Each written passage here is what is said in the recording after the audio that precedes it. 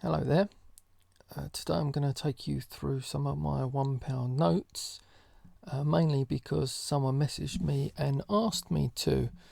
So I have a book here called English Paper Money, and that's written by Vincent Duggleby and Pam West, and it's a good resource. It tells you lots of information about all the English paper money.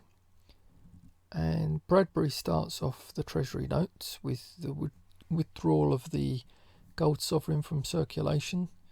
They rapidly released these £1 notes in a black and white, and there are a few different designs. Lots of different trial notes exist with various designs, but they went with this, and that's my earliest British note. That one there, not a bad example. And then they replaced that with another design, again John Bradbury signature, and John Bradbury signature notes are quite expensive. This one's quite a good note, but it's been pressed at some stage. It's hard to get pristine perfect notes. They're quite expensive, as I say.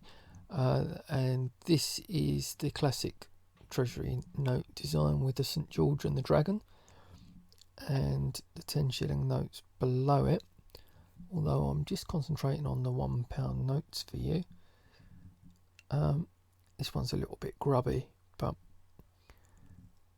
no rips, no tears is my my criteria. I don't want notes with holes in them if they can possibly be avoided. And on the back of this note there's the picture of the Houses of Parliament, and it's worth noting that if you can see an anchor below the clock tower on the surface of the Thames, they were issued for the Admiralty, and those Admiralty notes fetch a good price. Here we see these notes are Warren Fisher notes. The two signatories for Treasury notes are John Bradbury's the early one, and he was followed by Warren Fisher. There's a little bit of information there about these notes, and these read Great Britain and Ireland at the top there. See that? And there's a few different formats for the numbering.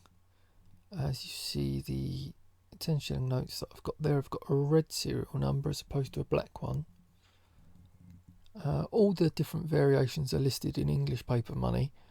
Some have different catalogue numbers based on how the serial number works, or some vague discrepancies in design. As you see, the note underneath says Great Britain and Northern Ireland, because Northern Ireland separated from Ireland at this time. And also the bottom note is the square dot variety. As you see, the dot underneath number can be round or square. This is one of the square ones. So after the Treasury notes, the more standard green £1 notes were introduced.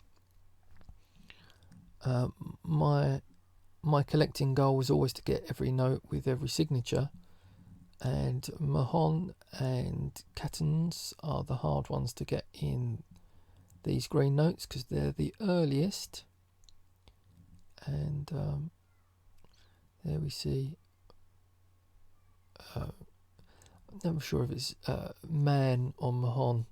It's spot Mahon, but I think it's just pronounced Man. Cattons there, which was then followed by Pepiat.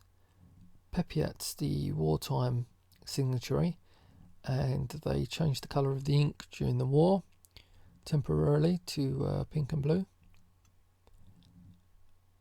And he was followed by Bill, and then O'Brien, and then they changed over to you see I've got a couple of examples of a few of these notes. That one's got cashier's writing on, so I wanted a better example. Then they changed to the portrait note under O'Brien, and from this point on all English notes have got the Queen's head on.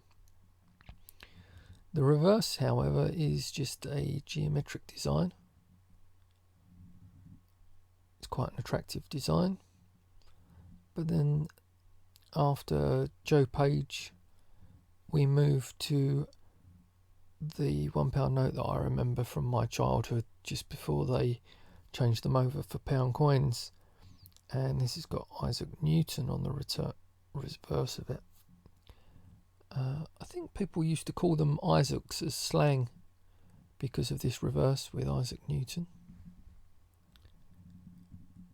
So that's my £1 notes. Thanks for watching.